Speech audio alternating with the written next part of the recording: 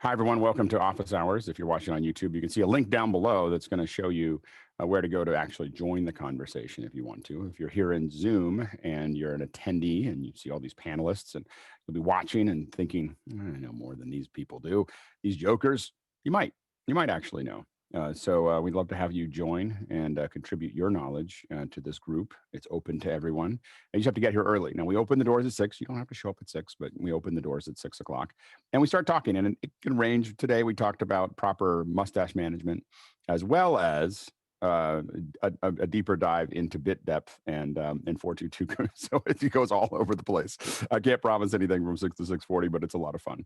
And then at 6:40, we distribute the Discord link. That's a place where almost 800 of us keep talking about this stuff between all these shows. You have to join. You have to get there and use that link immediately because it expires by the time I do this announcement. At 6:42, we do the mic checks. That's when we make sure that everyone's got good audio, good video, good internet. And if we've already started the mic check when you get here, then you have to come back another day. The panel is closed. So we make one exception for the second hour for the educators. We know that some of them can only come in for that. So we do open it back up at the end of Friday and Saturday at end of the first hour. First hour is all general questions. So if you have questions about anything around media production, virtual meetings, and so on and so forth, it's wide open. The best thing to do is to ask questions during those mic checks and then vote on those questions. Really, as attendees, you are the producers. You are the ones deciding what we're going to talk about every day. Your job is to ask questions and vote on those questions. Our job is to, well, I was going to say answer them, but talk about them. So we're going to talk about those questions, do the best we can. But you're driving that content. So it's really important that you think about it. And really, the homework between each show is for you to think about questions that you don't understand about media production and virtual. When it pops into your head, write it down somewhere, and then bring it to class. So that's our request there for you to do. The second hour is usually something more specific. So on Mondays, it's kind of a general, can go anywhere. On Tuesdays, we have audio. Wednesdays, video. Thursdays, we try to bring in artists when we can to come talk to us. We had Peter Hillman on yesterday. I thought it was amazing. And it's getting even better now with a better audio on Zoom. And then Fridays and Saturdays, the second hour is all education. So we know that a lot of educators are trying to figure all of this stuff out, and we want to make sure there's plenty of time for them to do that. Sunday is more relaxed. So that's kind of what we have there today is education, as I said before. And if you want to share this with friends, if you want to tell people about it, don't use your own link. If you use your own link, you'll come in as everybody will come in as you. It'd be like Stepford Wives things. So you want to basically, and no one knows what I just said. I mean, there's a whole bunch of people that are like, I don't even know what Stepford Wives is. So anyway, we prefer not to do that. And this is the link. I put it in the chat. That's the link you want to use to share it. All right, Phil. So let's jump into these questions. Sure. Happy Friday. Happy Education Day.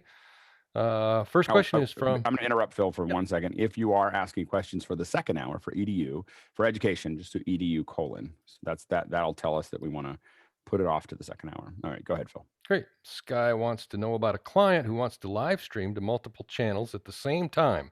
YouTube, Twitter, Instagram. What is possible? She asked me to look at caster.io. Note it is not a cooking show. Go ahead, Jason. I would say the easiest way to do this is restream.io. It's just absolutely idiot-proof, for lack of a better term, which is actually what you want for any kind of redirect.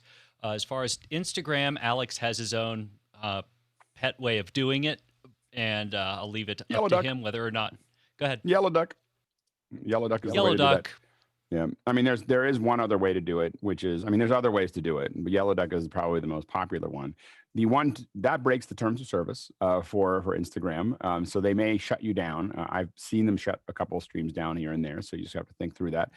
You can, if you build a rig that has a phone looking at a monitor, it does not break the terms of service, and with some tuning, you can make it look just like the real thing. And we've been using that technique for a long time, whether it was all the platforms that have either prioritized or required mobile have had us need to build those rigs. So that's another way for you to do it. The other thing to think about is AWS, that you can actually build, use Media Live. It's much harder, but much more flexible over time. So Restream will definitely get you to where you need to go in 20 minutes, of looking at it. AWS will let you build much more complex pipelines down the road. And so learning how to do it means that you get to add other things that you might want to do. Go ahead, Colin. Baby steps. Caster is a workable solution. Restream is going to be easier. One of the things that you're going to want to suggest to her, if she wants to stream to multiple places, have her select and convey to her audience the primary platform on which she will be responding to questions, which I assume is part of what she wants to do live, so that she only has to look at a chat stream from a single platform rather than having to. And some platforms like different windows. One other thing to look at is something like StreamYard will combine some of That's those. Yeah, and I think Restream offers a chat product as well. I think it's a paid product that tries to unify YouTube and Facebook chat. Yeah. But still, I mean that still makes it more complex to deal with. So Yep, good. have her pick a primary platform and convey that to her audience, because it's better to have her audience centralized anyway. Yeah, Well, she is actually talking to me, so I'm the one that has to make it happen. So, I mean, the other way to think about it is to use the other platforms to amplify a specific platform. So there we go. If you're hoping to get reach and you just want to put it out for everyone, and we may do that with this thing soon, where I experiment with it, where I'm going to send this to Facebook and Twitter and LinkedIn and YouTube, and it's mostly me trying to see who's watching where. Like, I'm experimenting. I probably won't do it forever because I think it's not really what I'm up to.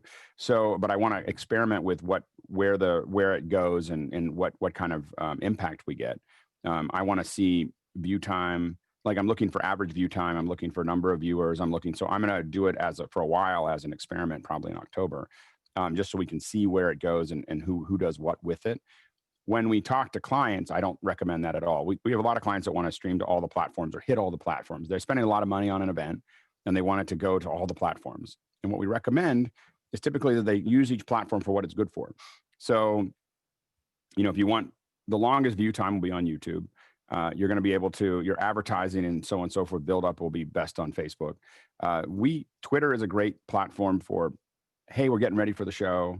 Like we're about to do the show and we're getting ready to do it. And we'd love to have you there, but it's like 2 or 3 minutes before the show. Twitter is not particularly good to watch the show on. And then a lot of times we use Instagram and other things to post images of us getting ready and getting people excited. And again, small little feeds. So for us, the YouTube tends to be the kind of the heavy shoulders for streaming, where the other ones are mostly, as I look at it, as pointers to that. Facebook is building a lot of tools around interactivity that may someday become useful, but it's still a little wonky.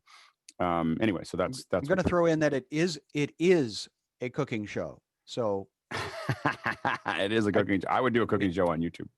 So, and if you look back if you do MasterChef, I'll try to put up some links from MasterChef. We did a bunch of cooking ones with MasterChef that were a lot of fun, and it was people in a hangout. Getting to cook with contestants from the MasterChef US. Google did it all over the place. If you do MasterChef Hangout, you'll see ones from Australia and all kinds of other things. A couple of ours are fed into there. I so need those, please. So much fun. So much fun. And you could do it over Zoom now, so the other thing to think about for a cooking show is a whole bunch of people that are somehow in the inner circle that are going to cook that food with the chef. And then it creates conversation, so now they're all talking about it. They're talking about how they cut it and how they do the thing. And what I'm surprised at is that Amazon hasn't jumped on this with Whole Foods, where you can just, yeah, exactly. So anyway, secret, you want to get paid. Exactly. Nah, I gave up. I don't have time for it. So we've talked about it for 5 years they should send you a box of what you're going to do for the show and everything else. And so anyway, Anyway, so I think that the cooking shows, though, I think are going to be the cooking's going to be a big deal, because I don't think people are going to go back to restaurants in the same way. My wife did not cook before COVID. I mean, she cooked a little bit, but not anything. I was really the one that got into complex cooking, and now she's like cooking amazing meals every night and into it. And I don't think we're the only ones. I think there's a market for cooking now that has never existed before, at a level that has never existed before. And now that people realize that they can save a lot of money and actually make better meals that are tuned to what they like, right amount of spice and salt. I've got a roster of chefs for her. Okay. We'll talk more. Lawrence. I upgraded to Vimeo Premium last week for an upcoming project, and that also restreams to Facebook Live, LinkedIn, YouTube, and Twitch. I haven't tested it yet, the simultaneous, but it's there. Definitely does it. So Yeah, definitely does it. Yeah. Hasmukh? Yeah, as you know, we also do cooking shows, but I was thinking about it. They kind of asynchronous at the moment, so that cook along makes it more synchronous. But I guess there are certain limitations. Limit your dishes that you want to go along with to 1 or 2 rather than 2, 3 dishes. Oh no, I would absolutely do one. There's no reason to do more than one. Like, don't make people do more than one at a time. Like, I wouldn't bother. Like, what people want to learn is the skills on how to do it. Like, how am I going to do this thing? They don't need to have the whole thing. And you have to remember that if you're going to discuss it, if it takes you 20 minutes to make it, you want to give yourself an hour and a half to do the show, right? Because you're going to talk about it and you're going to cut it. But I think that those things, and remember that once you start adding conversation, this is what we learned with MasterChef, that once you start adding conversation, there's no reason to do the whole pre-cook, pre-cut everything, because you're talking about stuff while you're cutting. You're talking about things while you're preparing it. You're having, the first couple are hard, but as you get a community that's doing it, like what we're doing here, we get up, we don't even know what we're going to talk about every day. Like, we've been doing this 600 hours or something like that. I don't know, someone posted that. We get up every morning not knowing what the conversation is going to be. So in cooking, it can be the same thing where you're talking about those things. We did a live stream. If you look on YouTube, you'll see William Sonoma did one with Thomas Keller, and Thomas Keller just went through and cooked. He cooked up a roast that was amazing. He let us all eat it at the end. Excuse me, but he was having conversations and talking about it as he went, and it was really good. Go ahead, Jeffrey, and then Guy. Going back to the original topic here, it's all the one thing that and we've been discussing this in the Discord thing is just the fact that terms of service can start to change it. And I think it might be something to look at in getting somebody that's specifically works with actually streaming to multiple units. And the reason why is because, like I said, YouTube's changing their term of service by October 1st. That stream now is going to go away, which is going to change the way that you set up these events, because they're going to have to be event setups, which means a little bit more time working on, because Facebook is already doing it and YouTube's going to do it. Especially, I think that Periscope will eventually do it, and Twitch will start to do it, and that'll be a big factor in how you set things up. So something to think about for now. But I don't think Stream Now is going to get rid of the API. So the API, can trigger and build the events. So I would be very blown away if they do that. They're going to take away. They say October 1st. I know, but Stream Now they're taking away the front end tool that you can touch. There's an entire API that creates the events and starts the events and everything else. That's not Stream Now. That's an API that you can make API calls to YouTube and to Facebook to do everything that you're doing inside that interface, programmatically. I don't think that's going away. Yeah, what it's going to do is it's going to send the signal to YouTube, but then it's just going to stop there until you actually go in and say, start this event set up this event. But again, I think that the API will not be long before Stream Now existed. We were able to use the API to fire off and start events, because the reason that they won't take that away, I don't think, is because there's a lot of big programmers that don't use Stream Now, but they use the API to fire off live events.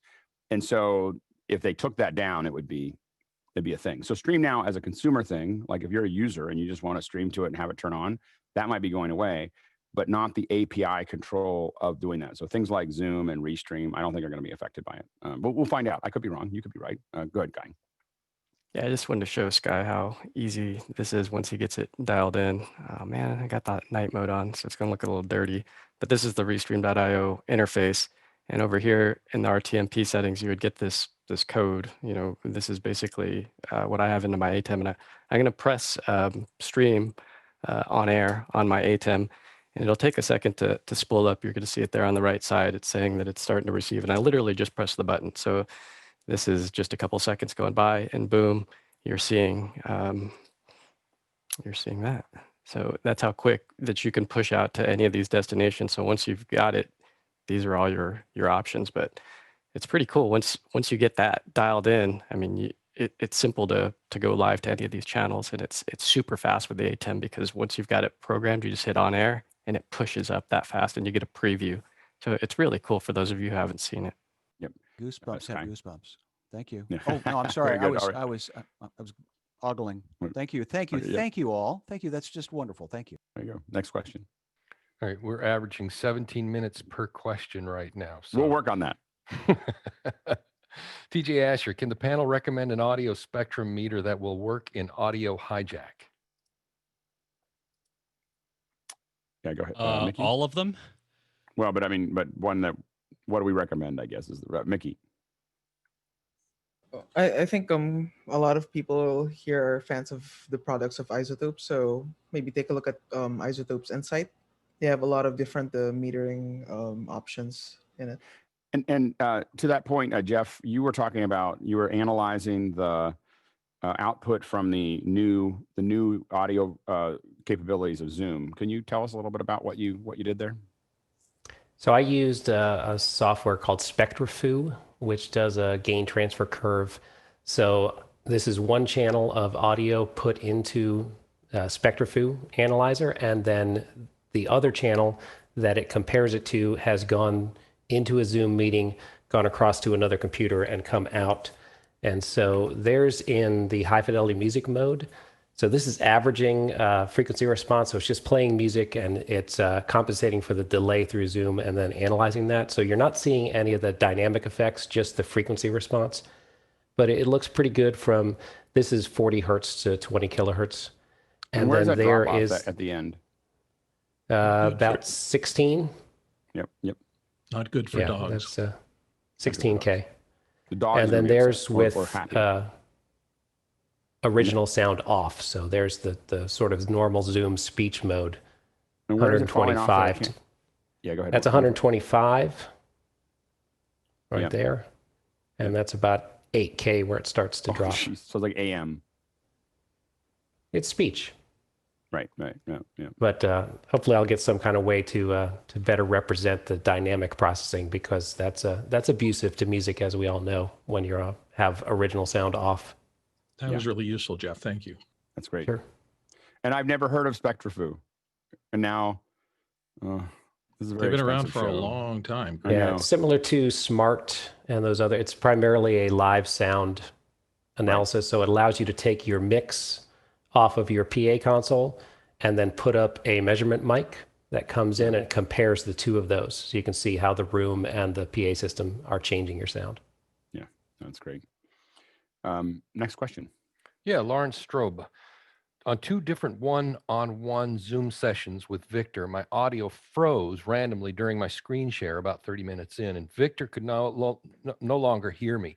My video feed was fine, and I could still hear and see him perfectly. This never happened before, only with my sessions with Victor, I suspect. Lawrence, what did you suspect? I know I cut and pasted my question from somewhere else. I have no clue what happened twice now, only with Victor.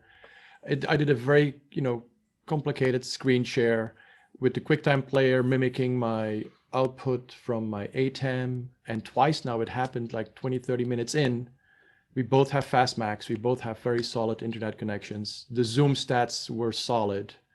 And the only way I wonder is there's a setting in Zoom, and I don't know whether it's only rooms or not, but there's a setting in Zoom to do peering between one-on-one connections that is supposed to increase quality, lower latency. But I'm wondering whether one of you has that set and it is not using the normal Zoom infrastructure. It's peering between the two. It's in the web settings. I have to go back and look at where it is, but that could be possibly changed when you're on a it maybe not just with Victor. The thing for you to test to do it with somebody else other than Victor, but it could be your pipeline between him trying to peer in that situation. Go ahead, Jeffrey. Yeah, actually, you just it's the exact same thing. If it's just, it could be on Victor's end, not on your end. That's causing the problem. So try it with somebody else, and then Victor, you might want to try it with somebody else and see where the problem lies. But if it's peering, it could be something in that path between the two of you. There's some combination of that process that's not working. Go ahead, Lawrence. Yeah, I'll check the peering for sure. Thank you for that. And then after Victor, I had a one-on-one session with Hasmukh. Same setting. I didn't touch anything, and it was solid for over an hour. Yeah. So I'm a little nervous about it. But Yeah. I I'll don't keep on digging. Victor.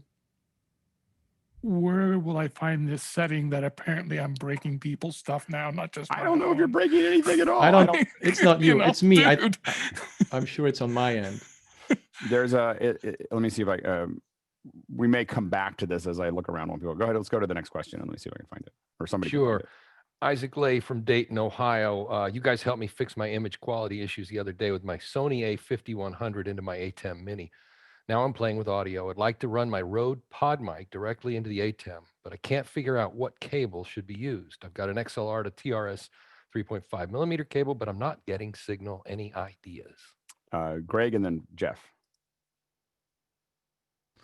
Yeah, the first thing is the PodMic is outputs a balanced signal, and the ATEM will only accept an unbalanced signal.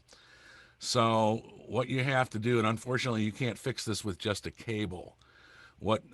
Typically what you would have to do is you'd have to use some type of transformer isolating box, a level matcher, balanced to unbalanced. I see some on here $50-$60 on Amazon.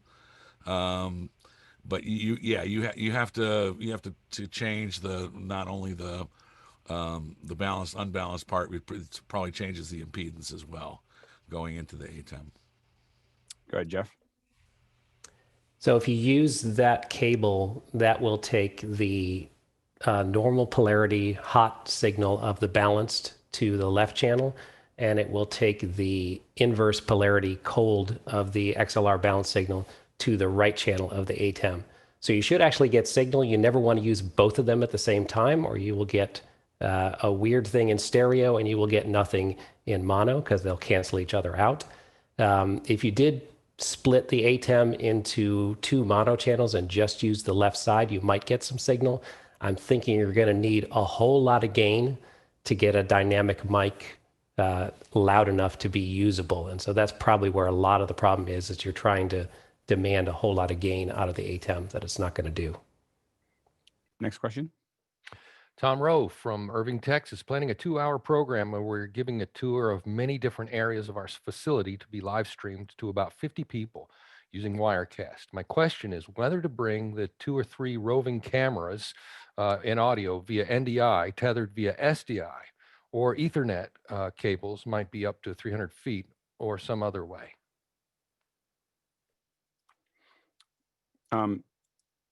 What we do a lot for tours, of course, is a mixture of SDI or fiber and wireless. So, you can rent bolts, little, Teradek bolts are pretty good for that. But what we don't do is try to put, the mistake that we did when we first started using bolts is, of course, we put them right next to where our switcher is and everything else. And we're like, okay, and then everything will see it. And you kind of see it, but then it starts breaking up. So what we do now is we run an SDI cable until that receiver is as close to that person, where you're going to have that drop off as possible. And then you have it, where those walkarounds are going to be. And oftentimes we use different receivers and possibly different transmitters, although the transmitter, I believe the new bolts will go to a couple different receivers at one time. So they'll just drop from one to, or they'll just get to the ones that they can. So you can have 4 or 5 of them. And as you walk, it's going to fall off of one and come onto the other one. But we put those receivers where we want them to be, and then run those and then backhaul those, back to our switcher. I don't know anything about NDI. I don't use it in production, so I can't tell you. Go ahead, Jeffrey. Yeah, I'll talk about the NDI part. If you do use NDI you definitely want, of course, that would be over Ethernet. You'll definitely want to be on a separate network over the network if it's streaming out or anything like that. Just have it on its own separate switch. Hardwire the devices with their IP addresses. That way, you're never going to have any type of jitter, or, well, you'll always have jitter on a network, but you'll never have router issues, basically. Just hook it up that way. And if you go the route of NDI, see what happens. Go ahead, Mickey. Yeah, I'll second Alex's recommendation of using bolts, transmitters on each camera and having multiple sets of receivers. I don't know how big the facility is, but I think he mentioned that it's a 2 hour long stream, so it might be quite a big facility. So I would prelay all the fiber lines with SDI to fiber converters at different place areas of the facility, and maybe have 3 sets of receivers, and you can leapfrog those from one area to another. Yeah, that's pretty much it. We do that a lot for like single take shots for narratives for films, where for 10-15 minute takes where we go from one area to another, and that's what we do for monitoring purposes. And I mean, price for performance. I mean, there's a lot of different transmitters you can use. The price performance that we found to be the highest is tethered. When you're looking for something that, I mean, when we have bigger systems, we use link systems for larger transmission. And then for the most complicated transmission we bring a company called 3G. It's not 3G. The company's called 3G. They're the ones that do NASCAR. So when we want to really make this work, like we had to build a mesh network that would pull at 200 miles an hour, had to pull live video to and from two live video feeds from an Indy car. And it wasn't 200, it was 180 miles an hour. Anyway, so to make that work, we used 3G to make that work, but we also used the tethered to convert the video to bits. Lawrence, you were going to say something?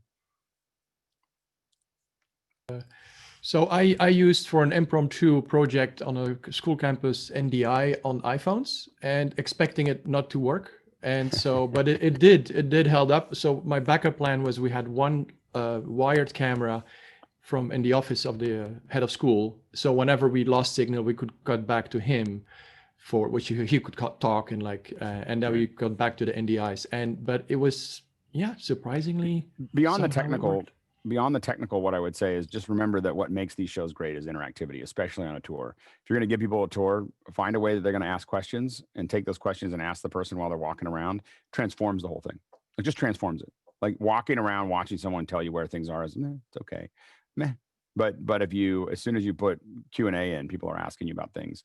We've done some outside too with live views, and it's just amazing. You walk around with a botanist talking about stuff. It's mesmerizing, in a national park.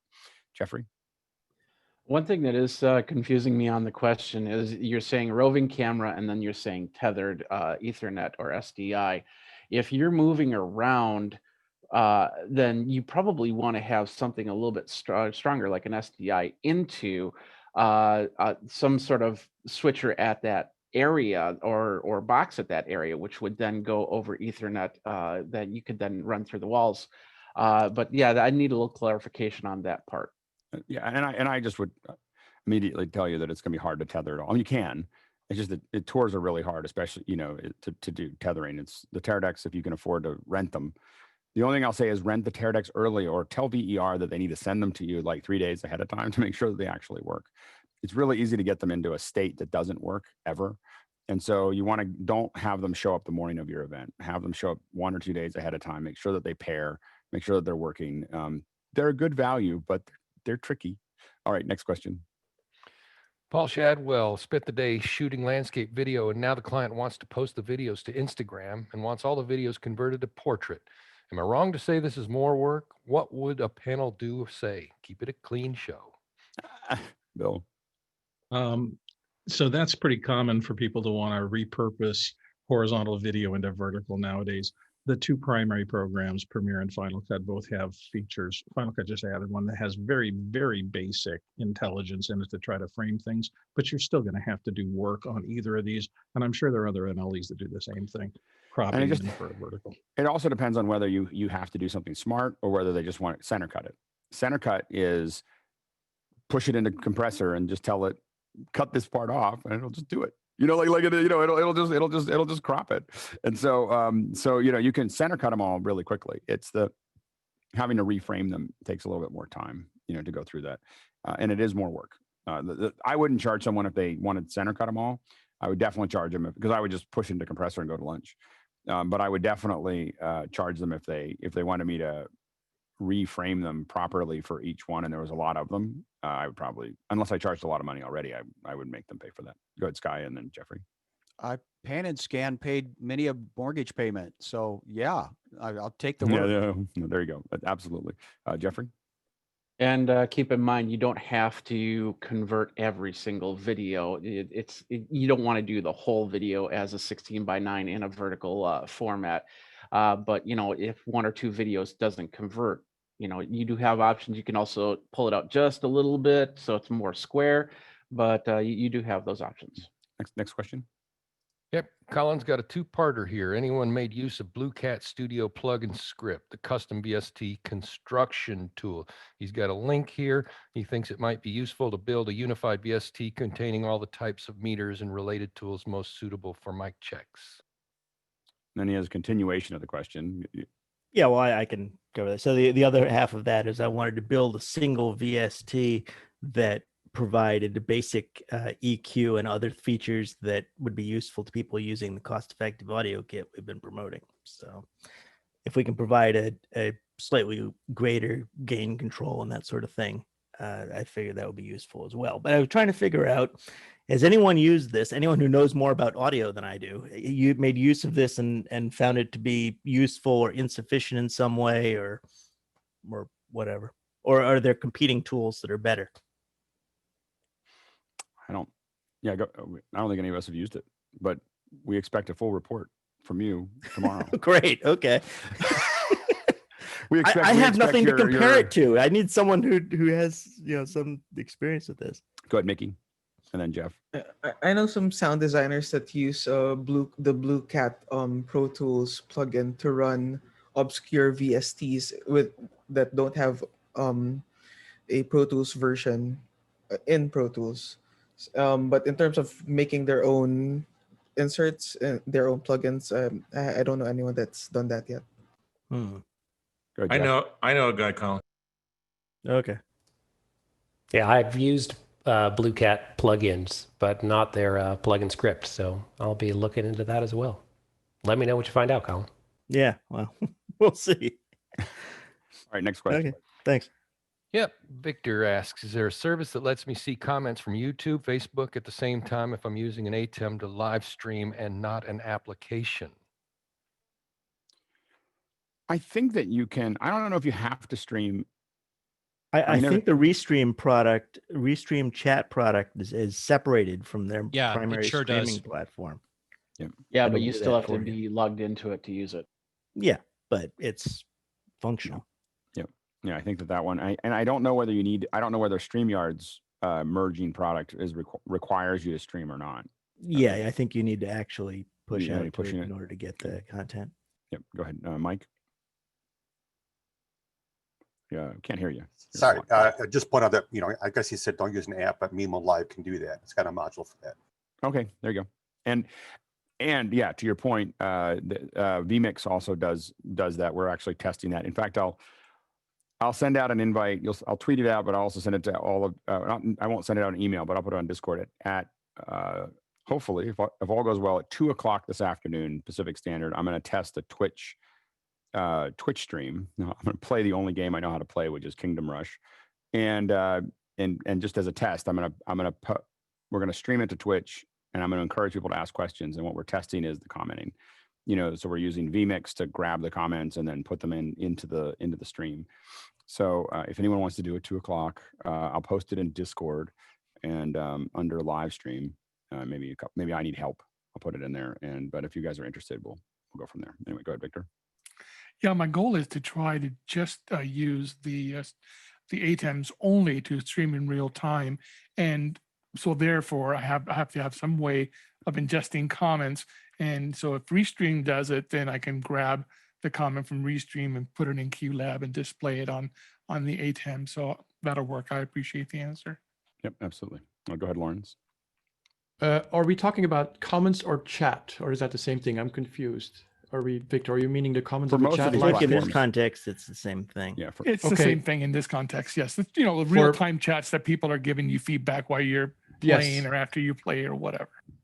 Then there's an app. It's free. It's from here to record. It's called H2R Graphics that will grab the comment feed, and you will be able to key them in the ATEM.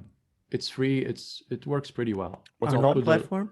It's called H2R Graphics, and it's made basically for the ATEM, and it does lower thirds, timers, but also bring chat messages from YouTube live audience. A2R. H2R That's a Graphics. new. H2R Graphics. Okay. Yeah, it's free. It's in the chat. Cool. That's Nice. cool. Oh yeah, That's very there you cool. go. Yeah, That's good. a new feature, but boy, Yes. the previous versions are absolutely fantastic. So yeah, That's great. +1 on that.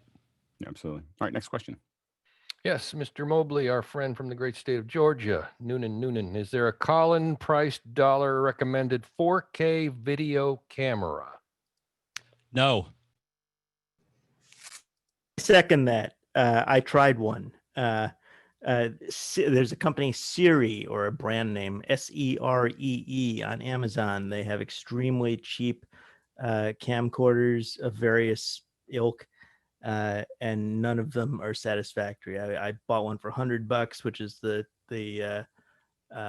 Ultra HD one that I was using up until very recently, and then there was one for $130 that was a 4K camera that actually output a lower quality stream out of HDMI, so it was totally unsatisfactory. It was like a 720i or something. It was ridiculous. Anyway, don't expect to find one that you're gonna for less than what, $300. They'll be For 4K, 200 for the Brio. You know, in the US, when you can get it, when you don't have to have them. I was thinking camcorders because that's what I was looking at. But yes, if you want to go with the. And by the way, Hosmuk, it was all very Hosmuk. Yeah. Webcam. Yeah, I had a whole slew of them sent from South Africa, and it was fun to watch them traverse the earth. They move very fast. DHL was much better than we ordered a couple of Brios. I talked about this, a couple of Brios and B&H. They lost them. DHL, I just watched them methodically move to to SFO and then sit there for a couple of days because of the weekend. DHL was so good. Yeah, it was good. Anyway, go ahead, Jeffrey. Yeah, those cameras have 2012 technology in them, the 720 sensors, which I believe don't have any type of patents to them. And then they use some sort of chips inside, cheap chips that will scale it up to say 4K, although it's probably something like a 2K at best, but it's still not going to be 4K for you. As for camcorders or anything like that, you're looking at about $500 to $600 price range for something 4K. Maybe you find something used at the $300 to $400 range. I mean, you also have the GoPros you can start to play with as well. Go ahead, Jason, and then Hosmuk. Cheapest one that I think is worth even considering is the Sony's FDR AX53. Hosmuk. Yeah, I think the Brio proved itself when the entire panel said how good I looked. So I'm very impressed with the Brio. It's awesome. It's good. Yeah, absolutely. Mike? Once again, the Huddle Cam HD Pro, 4K with HDMI and USB output and remote control and pan and tilt and zoom. That's $299. It's half an Alex, right? Or less than half an Alex. I like that the Huddle Cam has a little controller. It's kind of slick for that. So I'm going to be doing some more tests with that too. Next question. Peter New looking for a wireless camera for piping into Zoom, running on an iPhone or iPad. He's mounting it on a wheelchair for a friend who just broke his back and cannot use his arms ever again. Wants to communicate with kids. Wireless camera. Go ahead, Jason. I mean, I'll at the risk of sounding insensitive, I will start by saying I still don't think it's a good idea, just because I want it to be stable. I would say that what was the app that we saw? What I don't understand is why you don't just use the iPhone or iPad. Yeah, I mean, yeah, that too. I mean, I wouldn't try to put a wireless camera into an iPad or iPhone. I would just use it as the zoom. I would mount it, in front of them. If his hands can't come up, then he won't be able to touch the screen. I don't know if we have those. I don't know if we have enough detail there, but I don't want to dig too deep into that. But I would find some way. I don't know how you do a wireless into that. Jason. Yeah, within arm's reach. You can always just get one of these with a clip at the bottom and clip it into your iPhone. Yeah. It's a $1.20 on top. But I mean, if you can't reach up, you're right. I mean, I don't know what those are, but I think getting a camera in there will be difficult. Beju? Yeah, the main issue is that I don't think there's any way to get another camera to show up in apps on the iOS right now. Yeah. So if you really need a wireless camera, I'd probably say go for something like a Surface or something like that, and then get something like the Mevo wireless camera or something and use that basically. Yeah. Or Then you get get more options basically. or figure Or out a how Mac. to install or figure out how to install like a Mac Mini. Yeah, you know, on the something like back, that basically. you know, Put a and proper power it. computer. Yeah. Yeah, and then figure that out. That might a battery pack and a Mac Mini might get you further than what you're talking about. It give you a lot more controls because then now you can say if there's any movement, you'd be able to put up a X keys or Stream Deck or something that can start things and fire things off to make it work. Go ahead, Jason. Yeah, one last thought. I will remind everyone that with iOS, what was it, 13, where they started, remote control for accessibility is absolutely insane. Yeah, show grid, zoom in, there's very little you can't do. Apple spends a lot of time on accessibility. Go ahead, Joe. He mentioned the wheelchair, so if he's going to go the iPhone route or even Android, if you use a DJI Osmo Mobile 3 or 4, it'll help keep it stable so you can mount the phone to that. Find a way to mount the DJI to the wheelchair so that while it's moving, it can kind of help keep it steady if you're using a phone.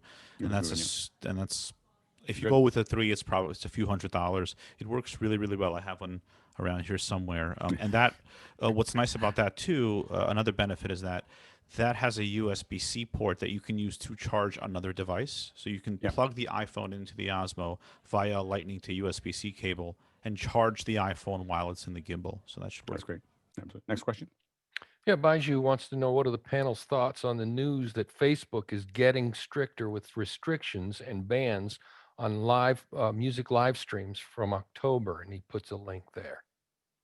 And it says, can you read out you may not use videos on our products to create a music listening experience. If you use videos on our products to create a music listening experience for yourself or for others, your videos will be blocked and your page, profile, or group may be deleted. This includes live. Yeah, I'm sure that this has to do with the music industry is big business. So that's where this all comes from. Go ahead, Jason, and then Bill. It's pretty clear to me that they got a nasty gram and they're posturing.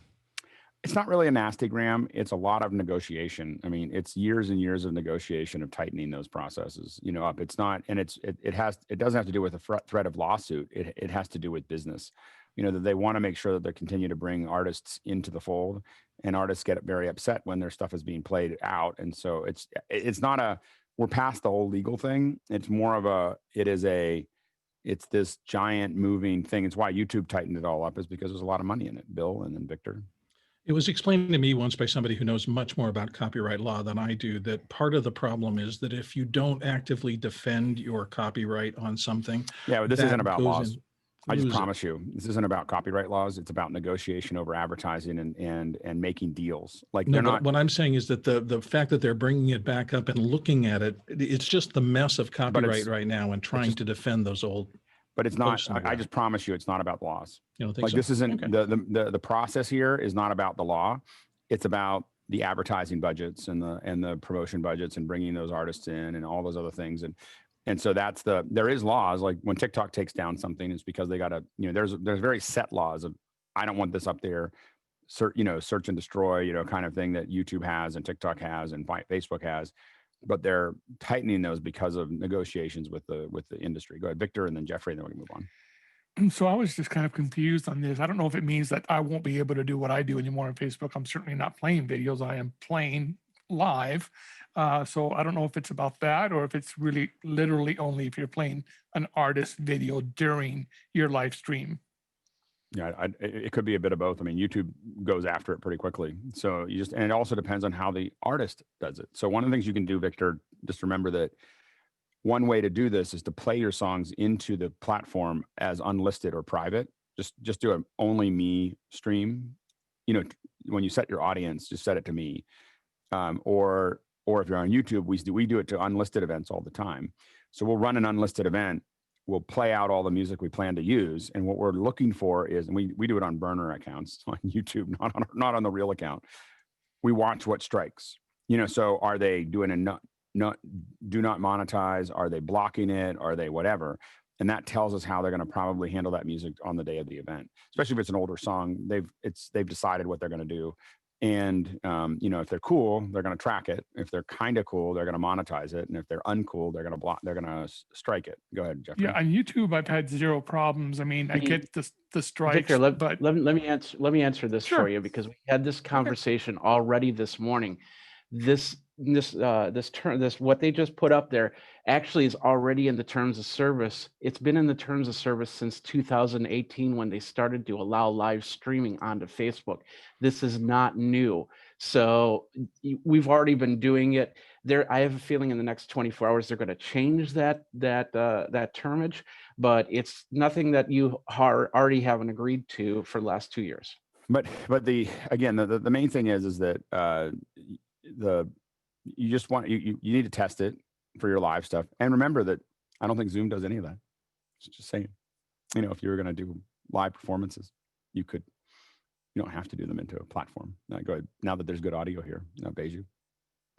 Yeah, I was thinking about Victor, and I was also thinking about a friend that they were doing concerts as well. So they ended up going for a white label service because they didn't want to risk going on Facebook or YouTube and getting strikes.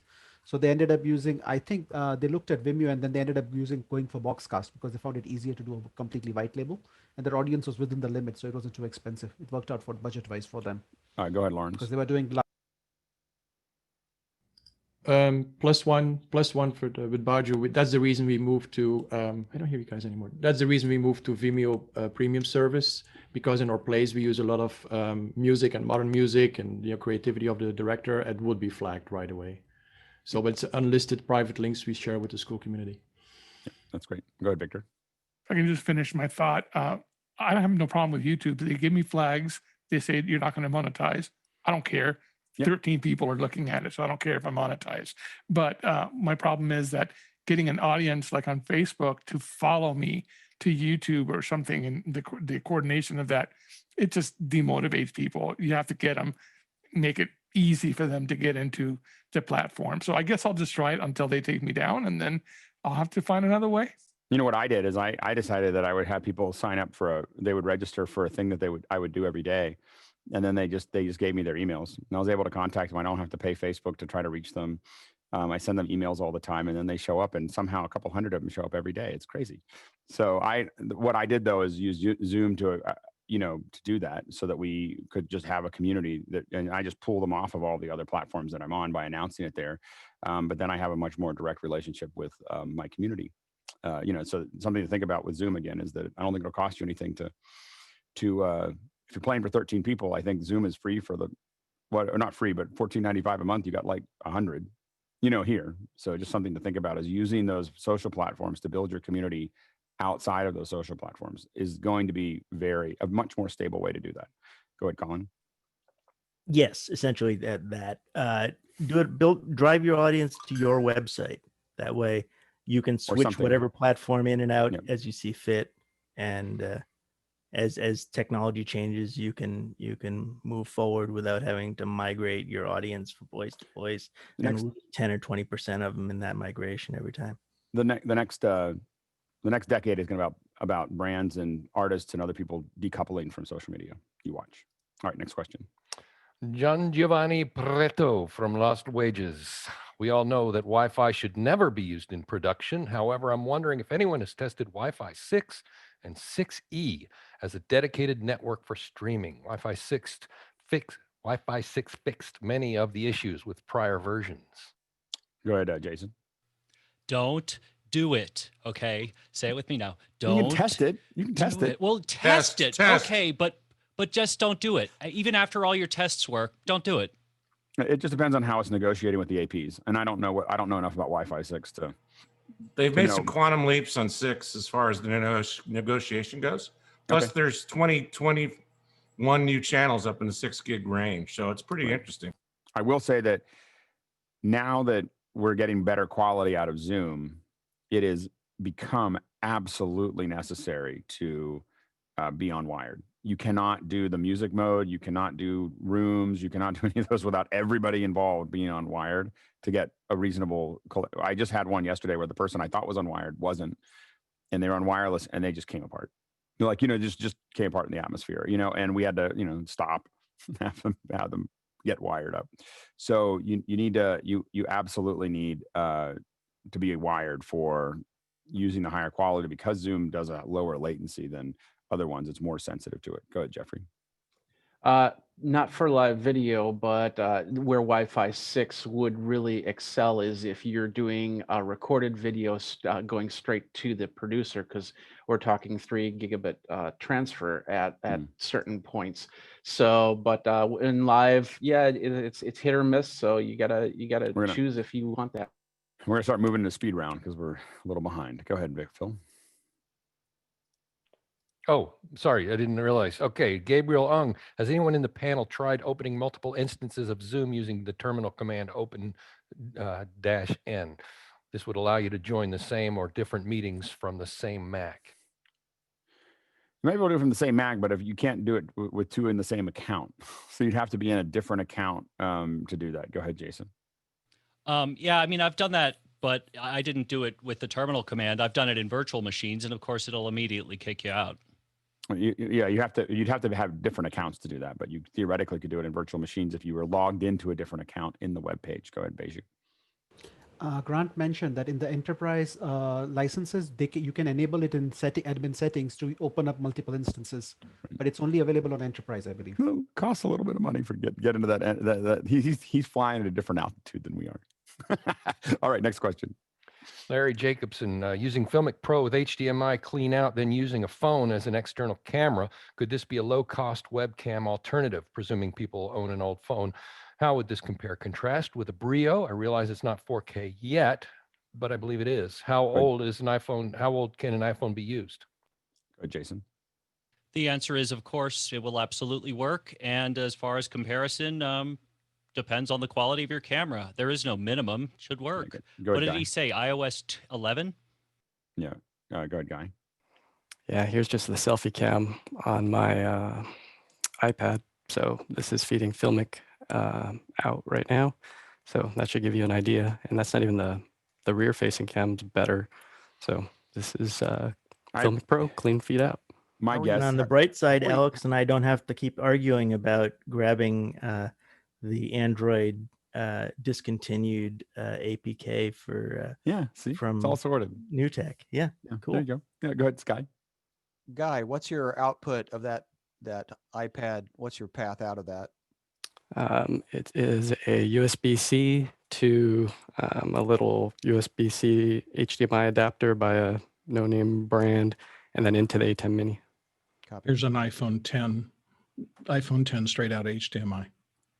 All right, next question. They do it on all sorts of stuff. Yeah, Peter Pergathafer. There are multiple iPad apps for ATEM Mini, but none of them is from Blackmagic. Some are quite expensive. Are any of them good? A couple of them are good.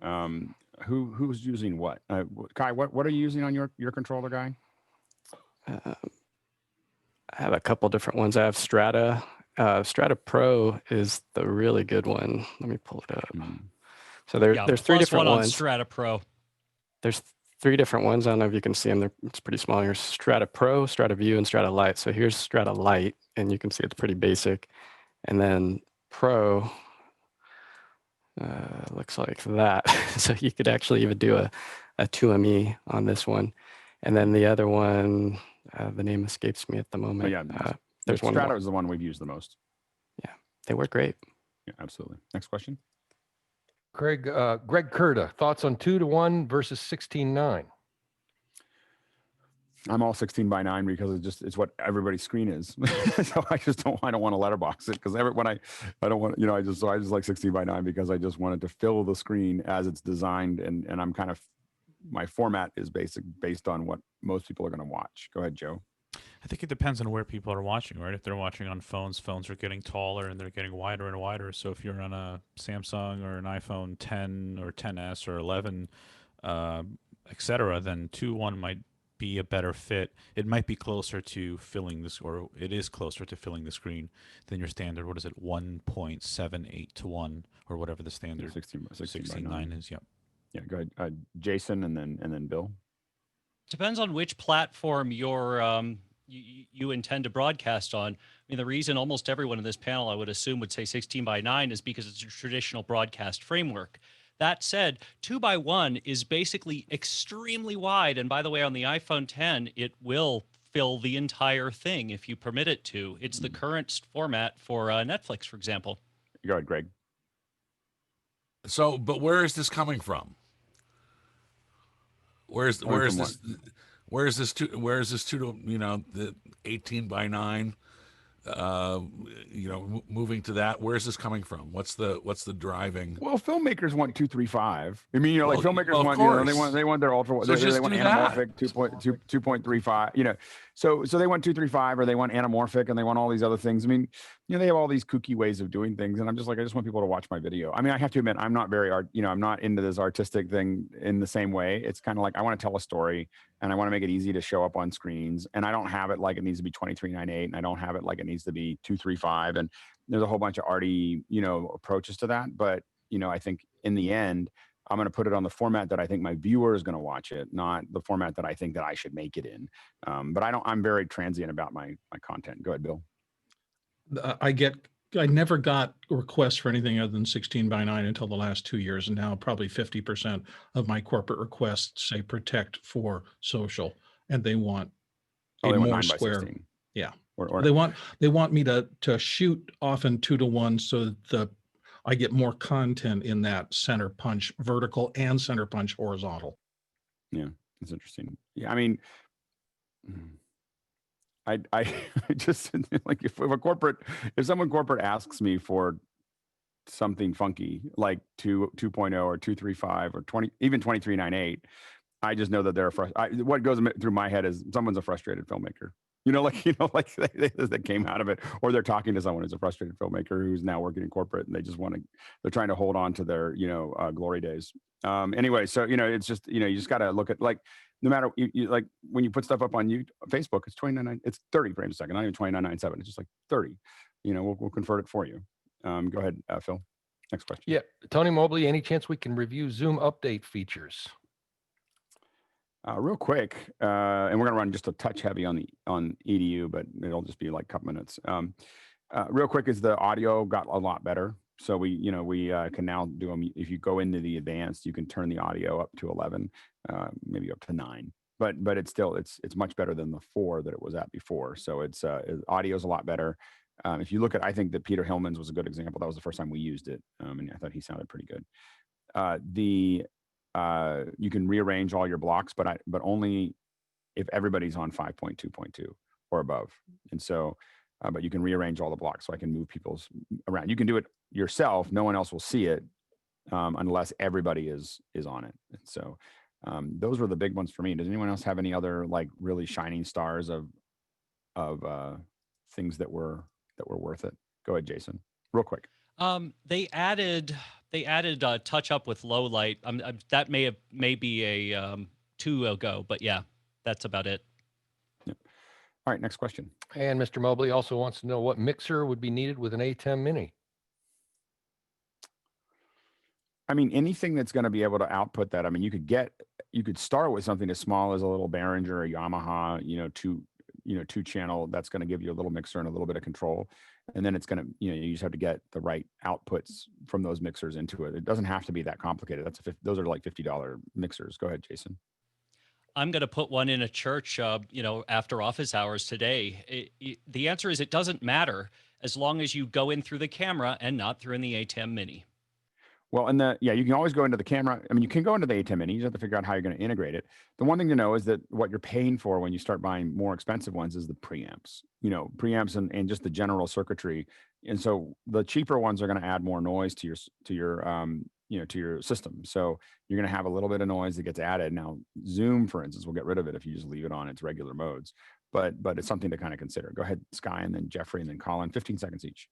Jason's question, or Jason's statement, I thought that had been fixed. I know at my church, we're still going through camera 1 and we're getting as good a sync as we can get.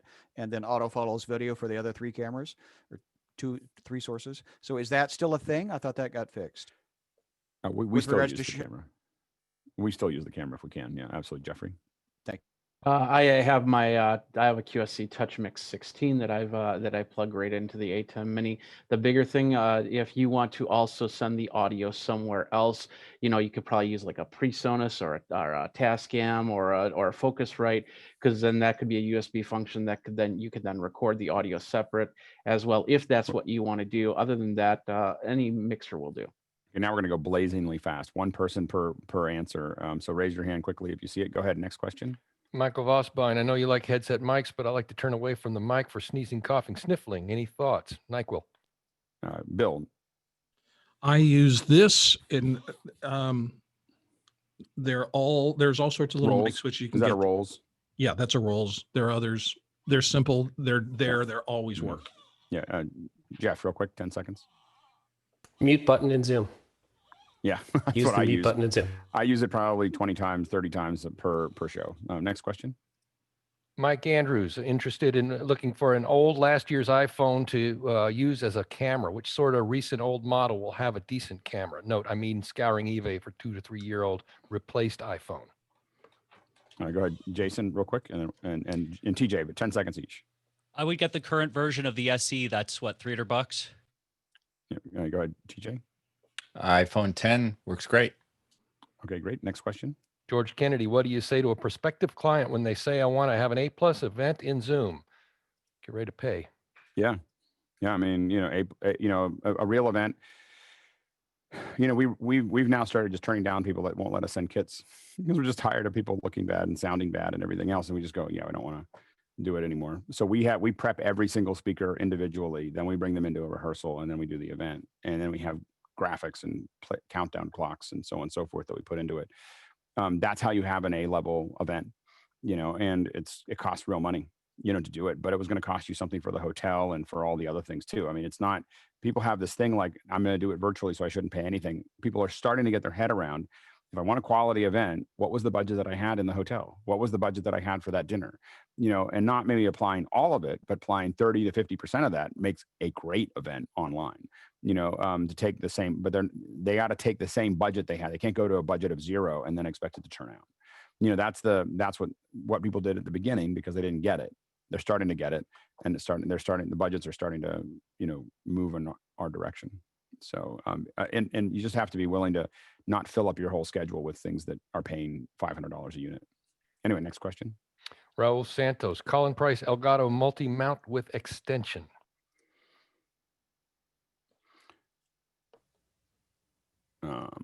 Yeah, go ahead, Do Colin. you want to I had to keep your look up. I camera? had to just now look up just to see what the multi-mount was, but I would look at the Neweer products. They've got some pretty good arms and brackets and so on.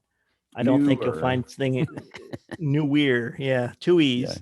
Yeah, it's there's 2 E's at the beginning or the end. I can never keep it straight. Yeah. Anyway, they've got a whole Neweer. line of products along those lines. I don't know if they've got a kit that does all of those things as a single product though. Yeah, I'm not going to beat up on this or expect it to work in real production. Their line, I have a lot of their stuff. I have their C stands and I have reflectors and all kinds of other stuff. It's good cost performance. All right, now we're going to shift gears. If you're an educator and you want to jump into the panel, go ahead and raise your digital hand. We already got Roscoe and Michael in. I'm out of here, gentlemen. It's been real. Thank you. Thank you, sir. See ya. Bye, Jason. Bye, Gotta Jason. go well. Thanks, guys. Bye-bye. All right, see ya. The changing of the guard. Here's a quick anecdote as we move into education. My public school, 7 days hybrid learning, back into all virtual. After 7 days, one of the teachers got COVID and they pulled the plug. I'm shocked. As you guys have known that I thought this was all going to work out just fine. Right. I'm sorry. I just watch it. I'm just like, oh my gosh, like we knew how this was going to turn out badly. So I was going to read. Emily can't join us today. Hopefully, she'll be here tomorrow. She's got a job, but she posted a link of someone. I've seen this bouncing around on Twitter. I don't know if anyone saw it from Stephanie Lucianovich. She said second grade teacher's screen froze. The kids all told her that happened, no one could hear her, and she disappeared and mass chaos broke out. There is a screaming and babbling, and someone is leaning really close to and singing into their microphone, and someone else keeps saying, "Who wants to see a diamond? Who wants to see a diamond? Who wants to see a diamond?" And someone was yelling that it's dinner time. It's not, and and that they're getting pizza. And I don't know. These are the kind of things that are kind of coming apart. The scary thing with that is that one student became co-host after the teacher was gone, and we know that, or became host, and we know what kind of damage you can do as host. You could throw a kid out and then never be able to come back in again, right? So those are the challenges. I mean, that's what we're kind of dealing with. I keep on asking my kids. I poll them, are they getting any better? And they're like, yeah, a little. There's just a little like, yeah, it's kind of working. We had the problem this week for some reason. Comcast fell apart. And we don't know what happened, but Comcast suddenly was really slow, and my wife was doing a show, and the kids just couldn't go to class. Like it was just, so and that's with relatively good connection. So there's a lot of sensitivities, a lot of challenges that everybody's kind of dealing with, in that area. Go ahead, Bill. The best accidental result of this may be that teacher pay may actually go up now that people are seeing in real time what teachers have to deal with every day. I kind of feel like I have a question for the teachers. Are any of the schools underwriting their internet connection, like to improve it? Or are they just kind of like, well, we'll just use what you got? Mine is being paid by my roommate's work, which is Google. So you got that's a better solution. Yeah. And actually we have Google Web Pass. So Google's just funneling money through their own accounts. Right. Go ahead. Good for them. The status quo is in terms of the financing. Yeah. Roscoe? If you're a student, you get a MiFi from the district. If you're a teacher, you get an iPhone 7 to become a hotspot. Oh, interesting. That's interesting. That's cool. Sky? Well, it's kind of a side note. Walmart said they were giving their employees over 80% were given health care, but the reality was it was because it was funded by the government. So statistics are interesting facts, or are they? Go ahead, Phil. So I get a little bit of a sort of interesting challenge maybe. And I think about this when we're talking about education and cost. We're sitting here with thousands of dollars worth of gear around us all, most of us, looking good, sounding good. But teachers are expected in a lot of times to come out of their pocket for this stuff. So I'm wondering if it might be interesting on an Education Friday or Saturday to challenge everybody. You only get to pick $350 worth of gear and set up and sound good, and see how we would do, on a limited budget. We can't expect everybody to come out of pocket for $5,000 and buy mixed pre's and stuff. Let's see what we can do with a half an Alex. Let's do a week from Saturday. So from Saturday, that Saturday session, maximum amount of gear other than your computer. Good. That's what I wanted to check. Other than computer. Other than your computer, your maximum amount of investment is $350. Like just camera, sound, lighting. $350. Internet. Yep. And internet. I mean, but your computer and your internet are assumed, but the other parts, let's go with that. Go ahead, John. It'll be a fun challenge. And should we say that you can't use anything that you have? Like this is from the beginning. No. You can have, no. It's just you just have no. to. This shouldn't be an investment challenge. This should be it's whatever you've got. Whatever you got. But I'm just saying, a teacher's gonna have to buy cables where we probably none of us would have to. No, but include the cables in the cost. But it's just what is the MSRP of these things? Can't go the MSRP of each item, not what you get on eBay, but the MSRP can't go over $350. That's the thing. Go ahead, John Preto. We have a bronze package put together, Phil, already with schematics and a video explaining how to put it all together. It's $295. We should show people what that would look like. Here's the best you can do with that kind of budget. And your thing is our kit that we send out is $350. So it's a ring light with a either a 920 or the video camera. The video camera has turned out to be a little bit of a boondoggle for us. So it doesn't handle. It handles 56K lights really well. It doesn't. It turns green really quickly. It's So, yeah, it's not optimal. I'm on it now. It works, but yeah, you have to be careful about the color temperature of your lights. Yeah, so and it worked really. What happened was I tested it and I was like, it works great because I've got a bunch of 56K lights. So if we don't send the light out, it doesn't work. And then this the pile, is one to many pile only, mics. not hybrid, right? So they're not going to have to. No. do- It's just like them joining Zoom. Like we want to get more complicated than it has to be. So a week from Saturday, $350 total. Let's just see what we all look like when we Half when an we do Alex that. day. Yeah, half an hour. I think I'm actually on a kit more or less of that price point right now, except for my $150 New Year lighting kit. No, everything. Yeah, I know. I'm just saying it's the point is it's feasible. Yep, that's every day for me. Yeah. So it'd be All right. interesting if all of us who have better equipment turn off everything except that kit and appear Right. black That's with what that we're kit. going for. Yeah. Okay. Yeah, that's it. That you have to come in have to to come join in in lit. a week from lit, mic'd, everything. Like, what would we look like if we had $350 to do it? I warn people. Yeah, exactly. Guys, like this is what I'd look like. The funny thing is, I warn guests when they come in. Like, I'm bringing a guest into our second hour.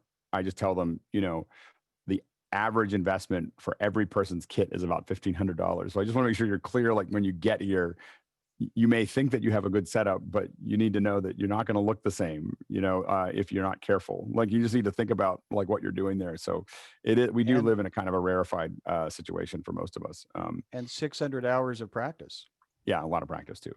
But lot again, hopefully what we're able to do is take the learnings. What we're hoping is more teachers, join this, not figure out how to pay $1,500, but figure out how to use it. And again, to the frustration that I had in April and May is that there's all this stimulus money coming that we knew was coming, and it was spent on plexiglass and trying to figure out how to do hybrid and all those other things that weren't going to work, and when it could have been put into, we had an administrator here that, bought, I'm not going to call them out, but bought Mac Pros. This is what we're going to do. MacBook Pros and we're going to MacBook Pros, not Mac Pros. That would have been amazing for the teachers. But MacBook Pros, we're going to send them all stuff so they can actually generate stuff. I mean, because with $32 billion, which is what was earmarked for it, you probably could get pretty close to MacBook Pros for most teachers, as well as, iPads for most students, that didn't have them. I mean, you could have taken that money and just applied it to that and then spent the summer working on actually prepping people rather than this chaos that we're in now. Go ahead, Stephen. And watching some districts where they spent half their money on consultants to tell them how to spend the other half. Right. Which is ridiculous. All right, let's go to the questions here. Chris Clark says, several teachers at elementary, high school, and university levels are concerned that the majority of their online students turn off their cameras as often as they can.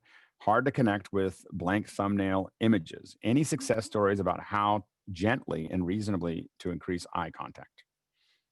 Go ahead, Colin, and then Greg. I don't know if this is a success story, but I was talking to a local teacher here in the North Carolina public school system, and her concern is less about eye contact and more about their actual presence. And I was throwing some ideas back and forth with her about different ways to use polling to take attendance periodically throughout the class, so that that the students are actually present. Because as soon as you turn off your camera, you never know, right? Go ahead, Greg. I don't know, guys. Maybe I'm just too old school, but I ask them why their camera's off. I mean, what's wrong with that? Why don't you? I know that my kids are required to have their cameras on. They're required to sit in front of it. That's attendance. They don't get attendance if the cameras aren't on. There are issues with. There's a lot of kids that don't have a great location, and they have a lot of chaos at home. Like, we're not talking about college students. We're talking about grade school students who might have 6 other kids. There might be 6 other kids there that are all packed into a 2-bedroom house or a apartment, you know, what was the great equalizer before was you could be whoever you're going to be at school and go home to whatever, go back to a car, go back to a whatever. And we're taking that away from them, you know. So for some students, I think there's a valid reason for them to turn that stuff off. And we just have to be conscious to that. You know, for a lot of students, there isn't, you know, they don't want to work on this, but anyway, but I think that we just have to be sensitive to the fact that we're exposing a lot of students to their classmates, you know, and it's not going to be something they're ever going to get back. You know, that's the hard part is with students, you have one semester of, you know, coming in from your parents' car, and especially now that everyone's under stress, and your classmates are going to never let you forget that, you know. And that's what you are not. And I grew up in the country where some people were objectively poor, like just crazy poor, no toilet in their, you know, in where they lived, you know, kind of thing. And so, but they look normal at school, you know. And so that's the thing that we want to think about. Michael, and then Jeff. Yeah, I was going to, that same feeling happens at higher ed too. It's a little bit different, but there are definitely, even on a campus like Berkeley, there's those students. The thing that I'd say sometimes helps is connecting with students and just letting them know, reminding them that if you approach it from an, I'm asking us to do this because we can have this experience in this conversation, and not penalizing them, you get, at least I found it, I get enough cameras on that I can see them, and beyond 25 on a screen, the eye contact and personal connection kind of diminishes anyway, just because it is through, in my case, a normal computer monitor. And the other thing I'd say in terms of connecting with students, regardless of whether or not you have a camera, it's just being intentional about building that in other ways in your course. So online discussions, ask them for feedback. When I do quizzes every week now, or almost every week, I try and just add a fun random question. Sometimes it's as simple as what's on your mind. Is there anything else you want me to know? Maybe it's a little bit more directed. And students write really fun things that tell you a little bit about them. Sometimes I write something silly, which is great because you can all use the humor right now, but replacing some of that connection with other means. Good, Jeff. Yeah, Michael, that connection is so important. Thank you for that. A little bit of a spin on this question is Blackboard Collaborate, which is the system that we have, our learning management system, only allows when you get beyond 5 cameras active, you see a large speaker view and 4 thumbnail views. So even if a bunch of students have their cameras on, you can't see them in a gallery view on Blackboard. And so that's what our faculty are complaining about, is that they want to go to Zoom so that they can actually have that interaction and see faces. I'm kind of amazed at how few have that. I mean, I'm on Blue Jeans and Teams and all the other ones. And I don't get that. I get some kind of weird layout, that I don't want. WebEx. There's this weird layout where you don't see everybody, and then somebody's randomly appearing and disappearing, and Google does it, but they do it badly and it scales funky, and so I do think that the grid is something that I poo-pooed when I first got onto Zoom, and it's a weird little grid. But I watch this show almost exclusively on a grid. Like when I'm talking to you, I'm looking at all of that stuff, and I do think that it's important. Go ahead, John, and then Bill.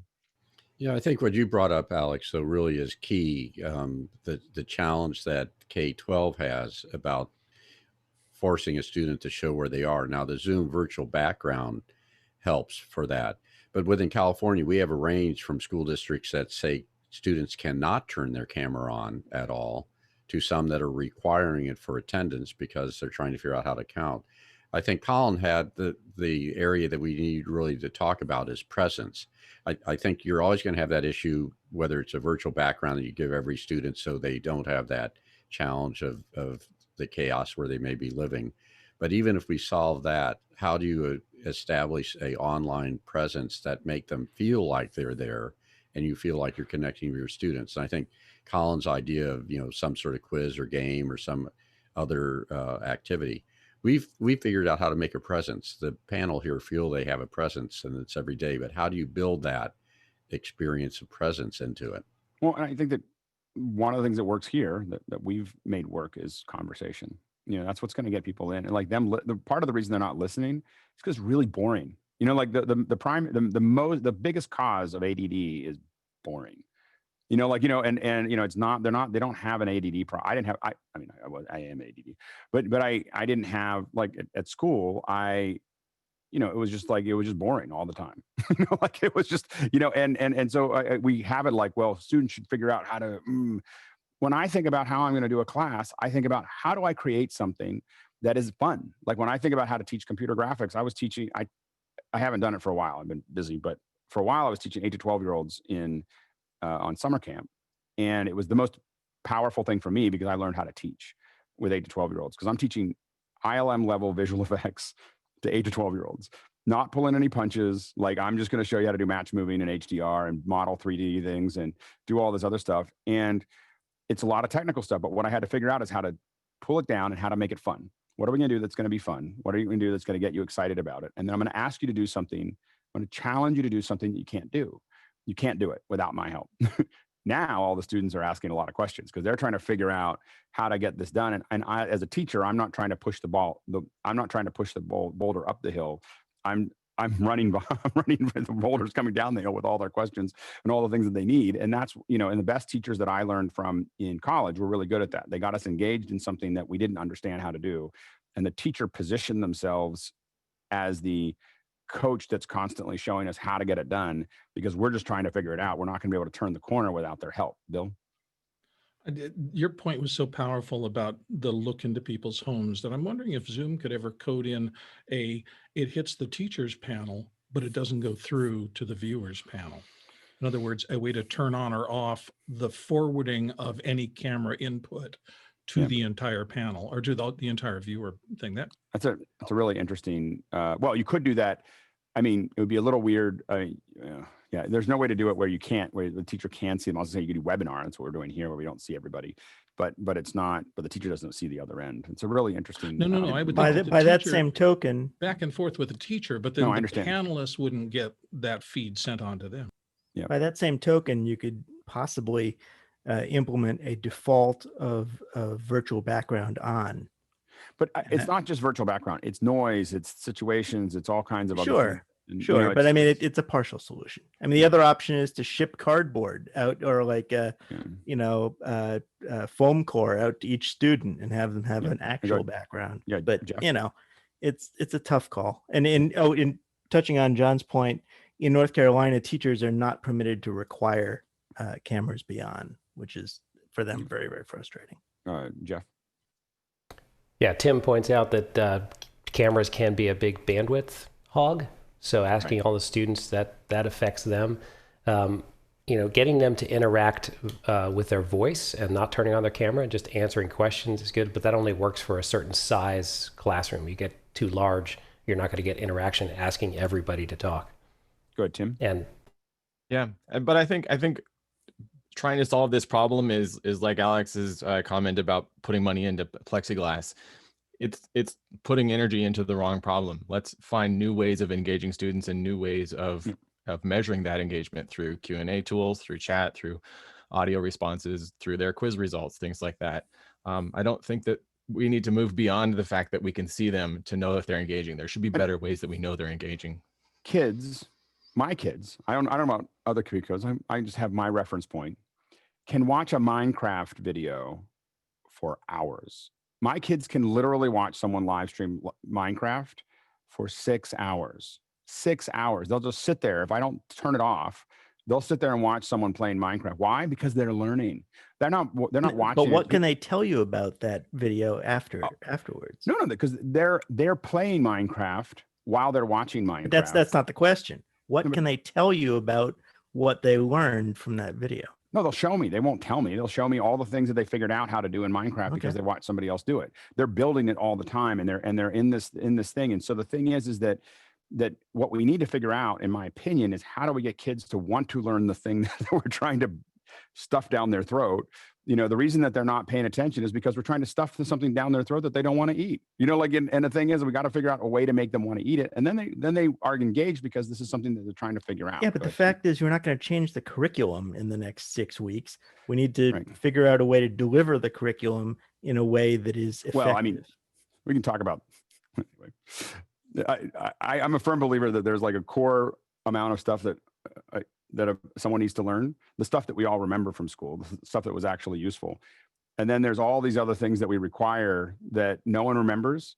You know why we can't help our kids with math, with some of the math stuff, is because we don't remember it. Because you know why? Because we never used it again.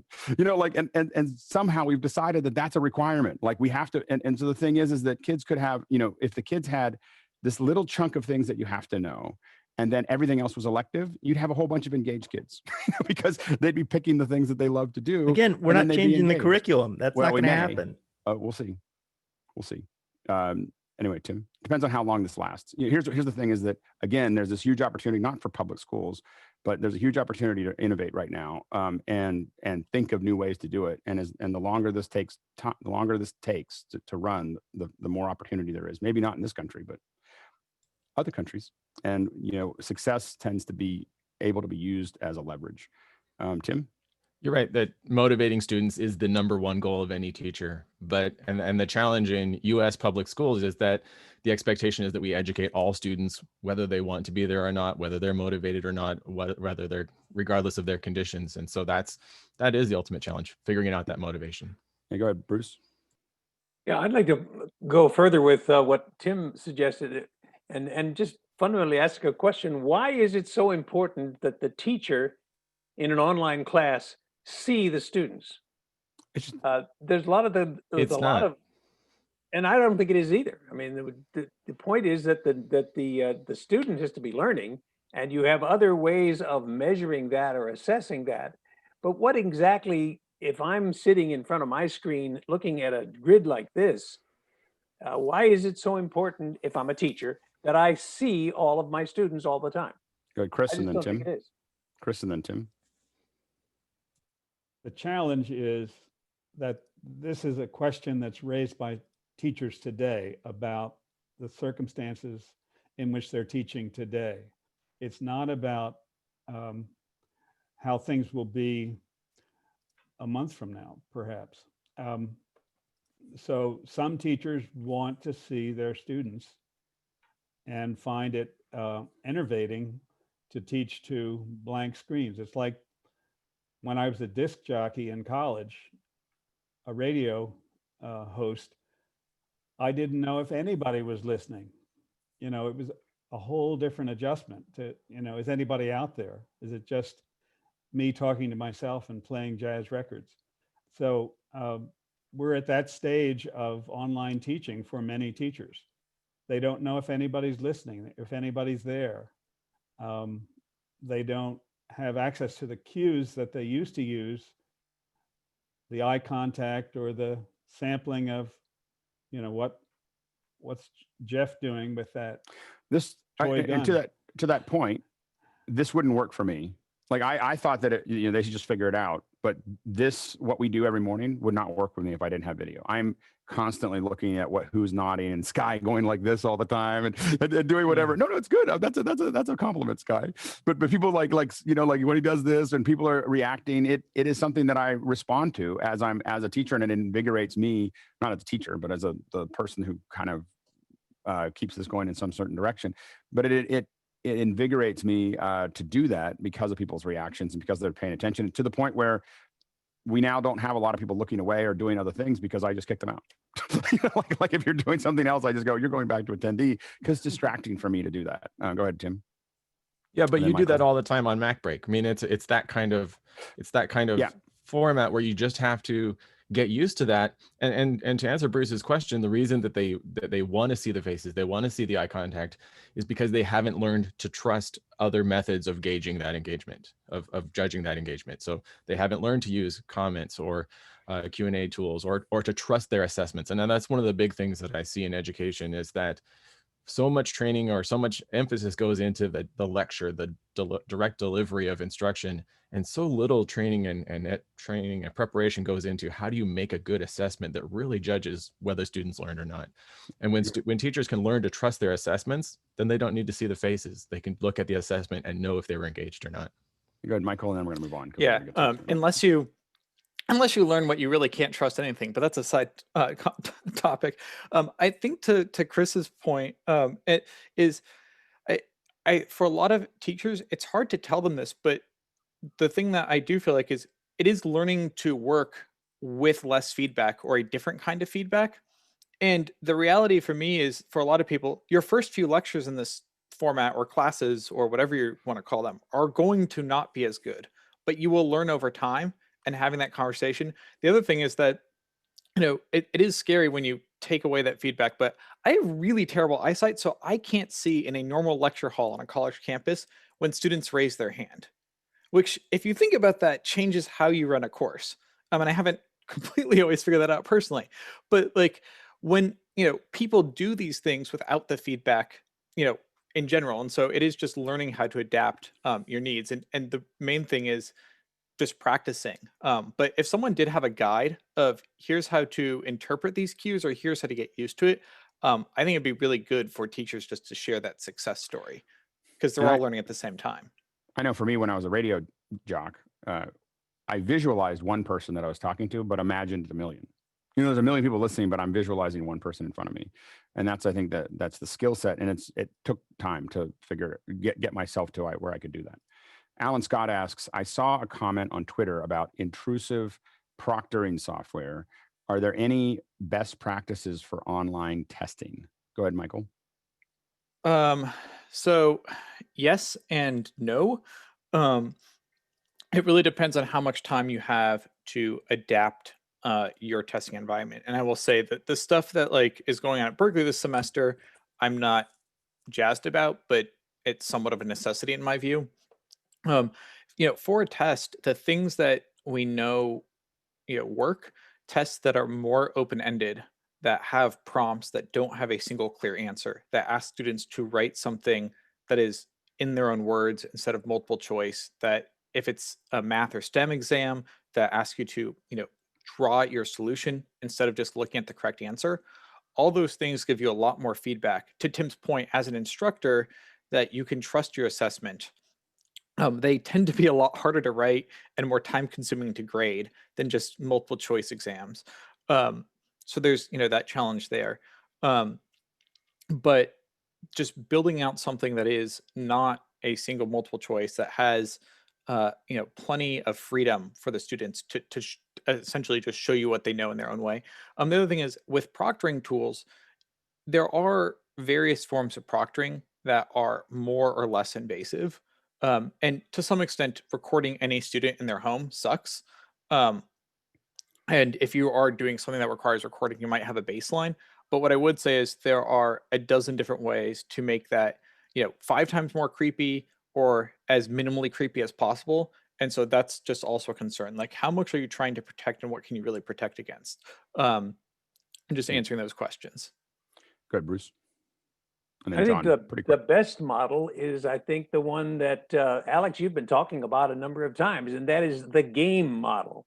Let the computer proctor the attention of the student because it's all built into the learning process itself. If we design the learning process more in the way games are designed, it seems to me that you wouldn't need to worry about attention or proctoring or any of that sort. The computer could handle it. John? Yeah, there's a group called ABLE that was basing their group working on authentic assessment, and they pushed towards an e-portfolio model. Our testing model, exams, proctoring, or whatever, is made to make it easier for the teachers. So a quiz is easier for a teacher to grade if they could read the bubble sheets. Than it doesn't make it easy for the student to demonstrate their learning. Portfolio systems do that. They are harder to assess, but a strong portfolio system documenting student work over time solves a lot of the testing and proctoring things. But it will be a major shift on how we assess our students if we try to figure out how to make it easier for the students to show what they know rather than making it easier for us to, quote, grade what they know by simple testing and then proctoring. Then there are the issues of cheating. There's a good article out now where a student figured out their tests were being scored by an automated machine. So they put in 2 sentences at the beginning, put keywords from the content they were working on, and they got it 100%. Well played. Well played. The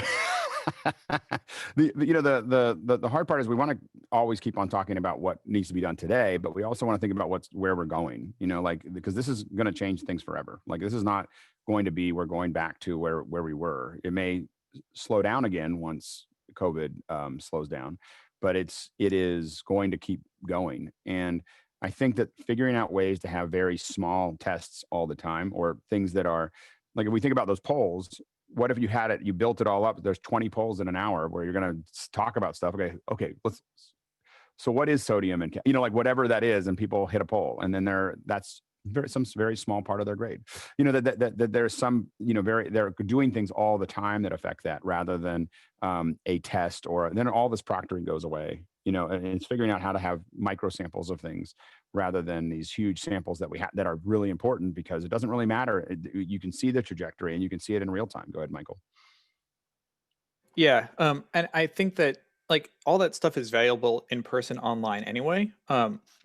And just making sure that the one thing is, the more that we computerize things and the more that we get these metrics, we also have to recognize that they're not always 100% what they're telling us as well, right? That watch time alone, if you have more quiz questions, we also have to allow and expect students to get more of those wrong, because that is part of the learning process as well. And making sure that students are aware of that. The one thing that I would still say at a university level that gets almost impossible to solve, and actually this happens in person too, is when we're in an entirely remote setting, the question of physical identity becomes a problem that you're then trying to address. And that's where the solutions that are getting suggested and invented veer into creepy and veer into really sucking, because if you don't know the person on the other end, you have a name and a student ID, but you don't know anything for perhaps the entire semester about their work. That's where those questions really start to happen. I think the question that we could all ask is, do we need that? When do we need that? How often? But I think that a lot of the proctoring is getting at, as much of just general cheating as the identity of knowing that the person on the other end is who they say they are. And part of the thing is that one thing I've noticed that I wasn't conscious until I walked by one of my kids, is that the kids are also on Discord the whole time. So they've got your video up, and then they've got Discord down the side, and there's just these massive conversations going on, between the kids that are going on. So they're sitting there looking at you, but it's like passing notes at a very high levels, where, that I don't think teachers are totally conscious to. Go ahead, John.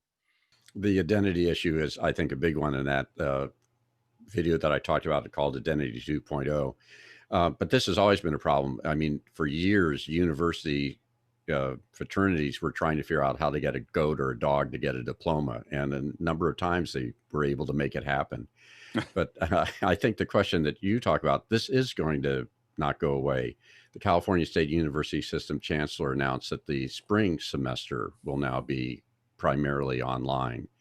And I think there were a lot of faculty within our faculty discussion groups who said, gee, if I just make it through the fall, I really don't have to jump into the pool, into the deep end. I think the faculty on our campuses are realizing this is not going to go away. And I think they're all more open to figure out how to solve it. So as we're trying to solve this from the tech end at times, I think there's going to be more and more discussion from the traditional educators who felt they were going to be able to go back in the classroom and do their traditional models, realize that they really need to focus on changing. Yep. Next question from Jeffrey Powers. Should someone develop a TikTok style app for schooling to keep kids educated and entertained? Call that TikTok. I mean, it's hard. It's hard to launch new platforms. Like it's just hard to get that magic mix. There's so many that get done and built up, and it would take a lift. I mean, there's an awful lot of educational content on TikTok right now, and all the kids are already using it. I don't know if I would try to create something new. I don't let my kids have TikTok on their phone. So on the other side of that, I won't let them, use it on their phone. We watch it together so I can keep track of what's going on. But I think that there's an enormous amount of educational materials there. Go ahead, Tim. And educational platforms are even harder to launch because of different rules about advertising and just the smaller, source market share. Yeah. So that's the challenge. I mean, even if someone wanted to, people are talking about trying to relaunch TikTok. The problem is that it's just getting critical mass. It costs them billions of money. I mean, billions of dollars to get critical mass, to do what to become that valuable. Not billion, I mean hundreds of millions, it might be billions, to get to all that advertising and everything else, to get to a point where there's enough people generating content. You have to, it's priming that pump is really, really expensive. Go ahead, Michael. Yeah, I think the question is when you say something like a TikTok style app, or the other more common thing is the Uber of, which fortunately people don't say that too often anymore, is what are the elements that you want to pull from that, right? Because in designing an ed tech app and getting it funded and building it is incredibly difficult, but there are definitely advantages, especially if we're talking about students and their data privacy, and they're using an app that they're required to use. What is the algorithm grabbing? What are they feeding that in, right? And so if you could build in some of those elements, short videos, it was pointed out in the chat, content creation being a way to learn. I think that you could have a very good experience that is not as viral or is not as public as TikTok in a smaller environment. And maybe it wouldn't be quite as, fun in some sense if you don't have everything. But I do think that if someone wanted to, there are ways that you could pull that in. And to the point of us working on coffee challenges, just the idea of learning how to communicate something in a short amount of time is always a skill that we can all improve on. And so I think pedagogically, there's a place for that. Well, and I think that to your point, Jeffrey, I mean, I think that the certain things that I would take from TikTok is their camera app is really good. As far as how to put together something complex and quickly. Their 9:16 is what all the kids are kind of used to now because of TikTok and other things, and they don't want to turn sideways. The idea of limiting it to a minute is really useful because it forces people to stay inside of that window. So I think that there are a bunch of those things, putting text on your videos really easily. There's a bunch of those tools which Apple Clips has, and some of the other things maybe not quite as well refined as TikTok's. But those kinds of things, I think, to your point, are very useful in that production pipeline. Beyond whether it becomes a good social thing or not, I think that part's useful. And we did this training, and I become obsessed with speed ramps. In Final Cut. By the way, they're extremely easy to use, and I took something from 7 minutes and put it down to 4 minutes. It still says what it needs to say. And I'm going to apply some of that to my coffee thing in the near future here. Frank Kinney said, we had a Zoom bombing yesterday. The room was password protected, but the password was shared. The waiting room is not helpful with 200 students. You can't check them all. Any ideas of preventing this? Yeah, go ahead, Michael. It depends on your institution, but the best way, and this is for any educational app, is to have some federated single sign-on system that your school or district has and that you can use. And with Zoom, the way that it works is whoever owns the account gets to say, students or per meeting or whatever, they can set up as many ways as they want, but people need to sign in with UC Berkeley credentials or USC credentials or whatever, and they have that option. And that means that if someone could potentially disrupt a meeting, but you would know that they're on campus. The other thing with Zoom that you could do is, if you don't have that option, is pre-registration lists. And by having students pre-register beforehand, that can be an additional check as well. But I think for any system, pushing administrators to give you that option will be a very easy way of reducing incidents. And UC Berkeley has moved from completely open to requiring any regular Zoom account just because we have a lot of guests and that's hard to manage. But that, going all the way down would be the strictest option. Well, and for the way we do this one is also requiring you to be registered to Zoom, which takes a lot of the fun out of the process. And then the other thing is make sure that your screen sharing is only on for people that you give it to. You have to be a host here to do that. You can't just we have to make somebody a co-host consciously for them to be able to screen share anything. It doesn't fix everything, but it does fix a lot of things. Takes a lot of the fun out of the process.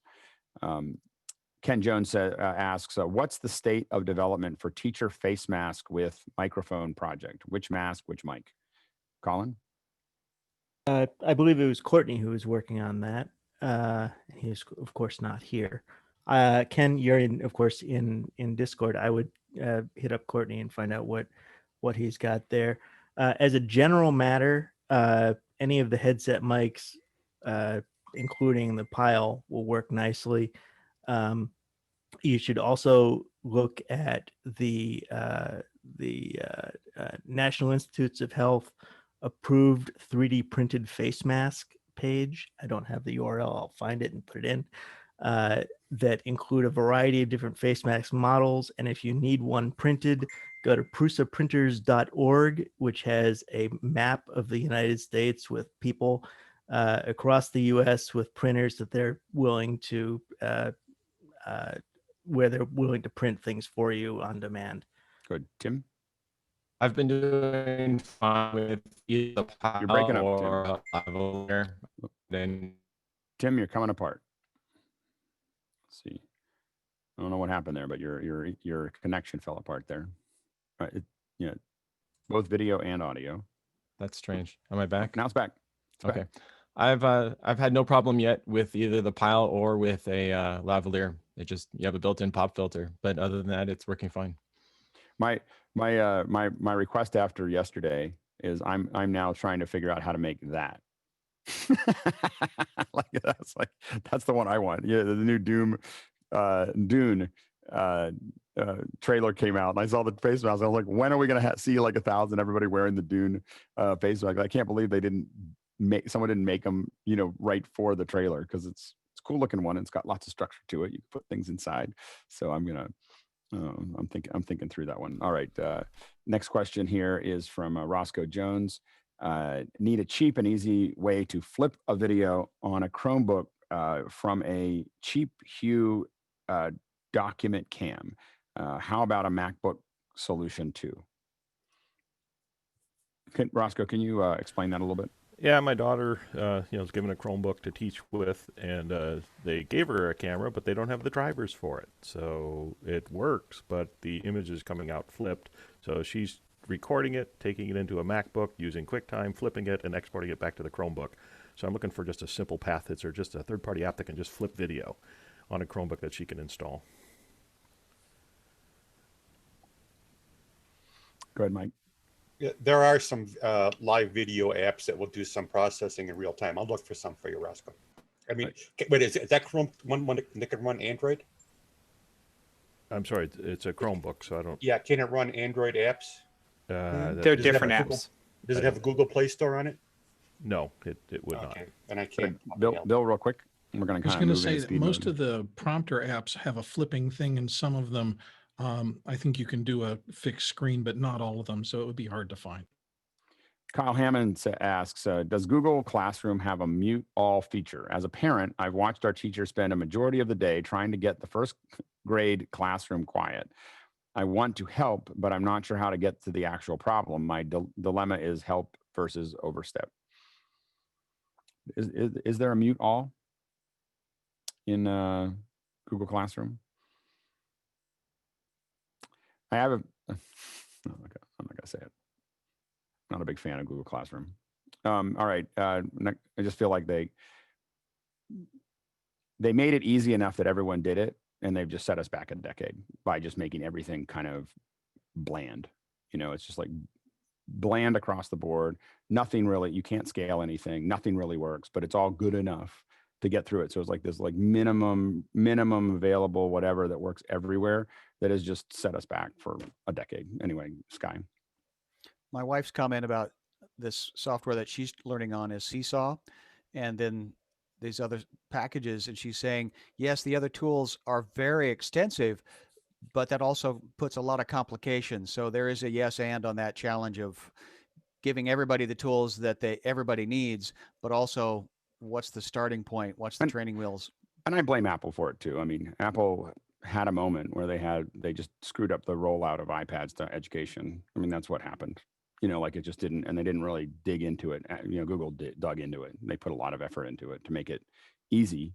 But I think that, without what we're dealing with now is no creative tools. The students don't have the creative tools. The teachers don't have the creative tools. They don't have all those things that you need for a virtual teaching. You're able to build stuff, content. You can't do that very well on Classroom. Ed Wilcox said, reading that thread on social media with the class that went out of control with a child yelling and seeing a diamond, yelling about seeing a diamond and another about eating pizza. Is it a good idea for teachers to also dial in on the phone to their virtual classes so they don't lose contact if the internet drops. I don't know. Sure. Yeah, why not? Sure, it's a good idea. I mean, I think that if they lose internet, I guess that would be the thing, to know how to get there. Go ahead, Michael. Yeah, I mean, it doesn't hurt. I know a lot of teachers are already using their phone as a second device or input to Zoom as well, just because you sometimes have that flexibility. I think in this case, depending on what happened, is you still have the host co-host transferring issue, and a phone doesn't give you the ability to run or control that meeting. So that would still be a consideration depending on what you need. But just being able to get your voice into the call is certainly not a bad thing. I will say we've done a couple events now where we had the easiest way to get somebody's extra phone in was just to come in on Zoom with another device. And it just, we deal with all the OBS and all the other things we could do.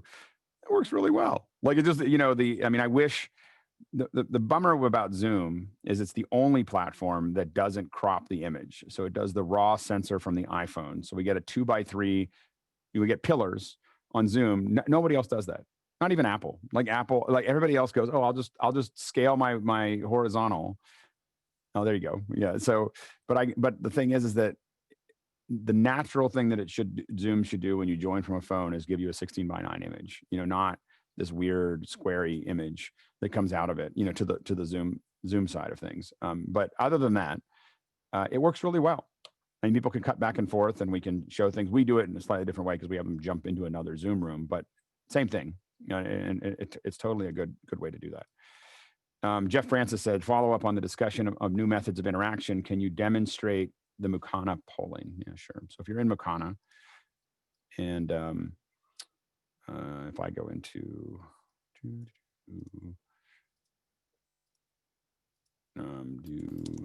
thinking of a way during class to keep interaction going, and also polling is a great way to get a touch point for attendance throughout the duration of a class. Yeah, and you can, and with at least ours, and with a lot of them, you can pre-build all of these. I could build a whole bunch of these that I know, according to my class, I know I'm going to come up with a bunch of polls that are all going to be related to, all these other things. And so then I hit active, and all of you in Mukana should see that, and you just hit, of course, if it's not mostly yes, I'm gonna be worried. Anyway, so I mean, that would be, but the point is that I could build something where I've got 5 or 6 polls that are coming that I know are going to be during that class, and I could be keeping track of who said what and whether they were correct. And it's not about being, to Michael's point earlier, it's not about being correct all the time, or Tim's, I'm not sure, Michael, Tim, it's not about being correct all the time. It's just about doing it all the time. And it's all little things. Like when a really successful batter only hits the ball, gets on base a third of the time. That's the whole thing, Jeff. So are you getting a report of each person's answer to that poll? I could if I wanted to. Yeah. I mean, it's there. I mean, I don't have a report of that, but I could, it would keep track of that if I wanted to. Yeah. And Emily's put some other polling options in the chat. Yeah. Great. Sky, real quick. Well, again, my takeaway from the day, my t-shirt is learning is the key word. And that's where Tim and Chris and Roscoe and John in the the technology are the tools, but the learning is the goal. And I'm grateful to be here and do anything I can to help you, Michael. And one of the things that I think even teachers are starting to see it, to get back into this format, I'm going to try to get her to come on. There's a woman that was on NPR. She was like, I don't know if anyone heard that interview with her. She's a teacher of the year, I think, in New York, upstate New York.